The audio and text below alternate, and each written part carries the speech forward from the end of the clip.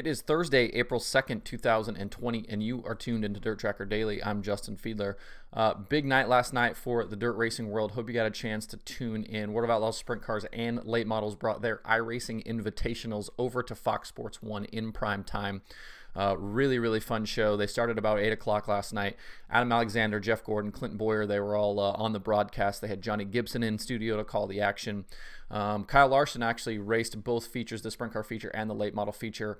And for the NASCAR stuff, Clinton Boyer has brought his sim rig into the Fox Sports 1 studio. And so they let Kyle Larson use Boyer's sim rig. And so he was able to kind of provide commentary during the races and stuff while he was actually racing, and they could do some neat kind of onboard stuff, kind of over his shoulder stuff. So he was in studio as well.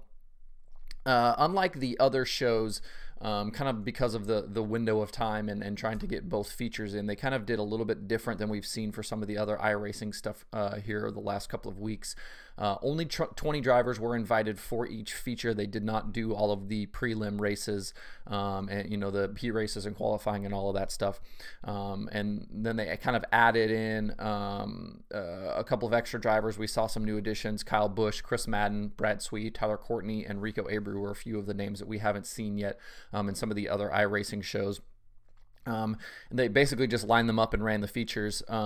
These races, like the ones that we did Sunday night and Monday night, were also at the dirt track at Charlotte.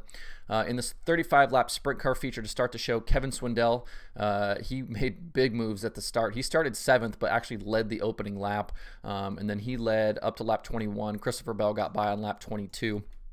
Bell seemed like he was kind of one of those few guys that could kind of run the top. Larson talked about it kind of mid-broadcast about how tough it was to run the top. It was just really treacherous up there. The cushion was really small, and he said it was really easy to kind of hit the wall. So he didn't want to run the top, and you saw a lot of those guys weren't doing that. Swindell was even running the bottom quite a bit, but Bell was able to make that top side work, and after he got by, he basically used that top side to drive away from the field. He won the sprint car portion of the night, won the $1,000. Kevin Swindell was 2nd, Logan Schuchart up from 9th to finish 3rd, Trent Ivey was 4th, and hard-charging Max McLaughlin drove from 14th up to finish 5th.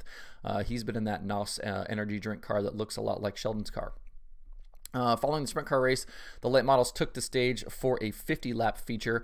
Caden Cornell led the opening lap from the pole, but Nick Stroop took over the lead on lap 2. He would lead until lap 9, and then he led briefly again on lap 22. But this night was pretty much all about South Carolina's Trent Ivey.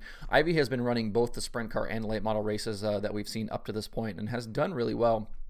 Earlier in the week, though, for the late model show, he had computer issues at the start of Monday's racing action, which basically took him out of the show before it really even started. But he didn't have any such issues last night. He led 40 of the 50 laps en route to a dominating win. Caden Cornell ended up 2nd. Monday's winner, Mike McKinney, was 3rd. Kyle Larson was 4th, and Corey Gordon was 5th. Chris Madden was your hard charger. He drove from 19th up to finish 7th. He was another one of those guys we haven't seen yet, or was one of those guys we haven't seen yet in these features. But very respectable run for Madden on his first night out.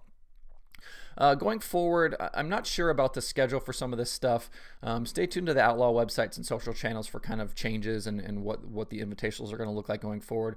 Things are super fluid with this stuff. Obviously, you've kind of seen that in the last 2 weeks with some of the scheduling, but it seems like every time we kind of have a schedule figured out, things start to change. And so I would think that we'll still see some invitationals on Dirt Vision, and then if things went well last night, we're kind of waiting to see how all of that turned out. Obviously, social media was big last night, but in terms of viewership, hopefully Fox Sports saw enough that they'll maybe throw some more of this stuff into their programming lineup moving forward. But I know a lot of folks are kind of hoping this turns into some actual live races on TV again, and I don't want to kind of caution you against that. I know it's cool to see this stuff, and it's a big deal for dirt racing to kind of be able to expose some more people to this type of thing. But I think that it should be remembered, or I want to remind you about how much easier it is to put iRacing on TV than it is actual live racing. iRacing is basically just a feed from a server that can be pumped over to Fox Sports 1, they bring a couple of people in studio and they have a show. Whereas actual live racing, you need, you know, camera guys and trucks and equipment, and it's, you know, satellite feeds and all this stuff, and it's a really expensive deal to make that work.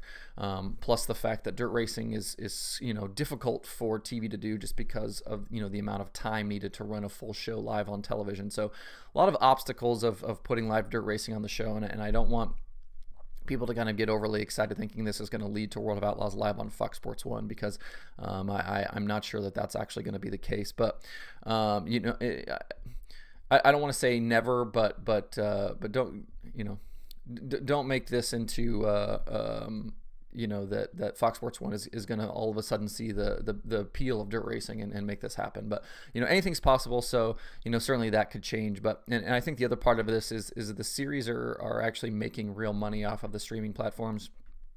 They've realized that they can kind of control these things, and you know, it's a revenue stream, and you know, kind of help out you know, with, you know, the difficulty of making money in the dirt racing world. This is one of those things that they can kind of count on, and the same necessarily can't be said about TV, and you know, not just live TV, but you know, tape delayed races and things like that. There's just not a lot of money in that. So be careful about how excited you get over this. Hopefully we get to see some more iRacing stuff, and then we'll see what the future holds. But I think it was really exciting last night, and if you didn't get a chance to watch, there's some highlight packages floating around on the Outlaw website and on social media and stuff, so go check those out. Tonight, though, it's USAC's turn to get into the iRacing action. They are hosting their first virtual race. They're going to run midgets from Kokomo Speedway live on FloRacing. They announced the final entry list yesterday. It includes a mix of USAC competitors, guys like Tyler Courtney, Justin Grant, Buddy Kofoid.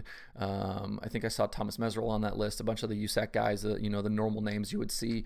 There's also, you know, kind of some of the usual suspects we've seen so far with some of the other iRacing shows. You know, Christopher Bell, Kyle Larson, Chase Briscoe, they're going to be on this deal. And then USAC also invited some of the pro level guys from iRacing into this show. Some guys that ran the USAC pro racing stuff last year are eligible for this. So names like David Halleman, Alex Bergeron, Chase Cabrera, some of those guys are also on the entry list for this race. The action tonight kicks off at 9 p.m. Eastern following USAC Thunder Relived. That show starts at 8 o'clock live on Flow. So you can jump on Flow on 8, watch Thunder Relived, and then stick around for the USAC iRacing show live at 9. And I'll recap all of the USAC stuff tomorrow on the show when we get you ready for the weekend as well. POWRi announced yesterday they have sacked most of their April racing schedule due to the ongoing pandemic. You can find a full list of the races that have been affected over at POWRi.com. Some of those have been canceled, some have been postponed, but you can see that full list of the April events over there at POWRi.com. That's POWRi.com. Also yesterday, while not a dirt race, it was announced that because the Indy 500 has moved to August, Lucas Oil Raceway is bringing back the night before the 500. On Saturday, August 22nd, they will run a 50-lap sprint car feature paying $10,000 to win and a 20-lap midget feature paying $1,000 to win. If you'd like more details about the night before the 500, you can check that stuff out over at lucasoilraceway.com. And finally today, late model results pages are up. I've got the 7 races from the World of Outlaws Late Model Series for 2020 up on the site right now. You can find those at DIRTRACKR.com/analytics. I don't have the stats yet, so I will be hopefully working on that stuff today and tonight to get the actual stats and the stat packages built. It shouldn't take me too long, but the results pages are there, and the results include, you know, all the same stuff that you've seen on the sprint car results, and the driver ratings are there. But I need to make kind of some more specific late model specific pages, and I had to make a couple of adjustments to some of the stuff that I'd already built to fit in the late model stuff. But all of that is there and up. All the drivers are in. The driver pages work. The race results pages work. So we'll kick that stuff off here and begin talking about that hopefully maybe tomorrow or maybe next week about some of the cool late model stats on there. Appreciate everybody tuning in today. You can find DIRTRACKR Daily on Apple Podcasts, Spotify, Stitcher, or where you get podcasts. Please subscribe, leave me a review, tell your friends. You can also watch the show and subscribe on YouTube. You can also watch the show on Facebook. If you'd like to email the show, you can do that at info@dirtracker.com.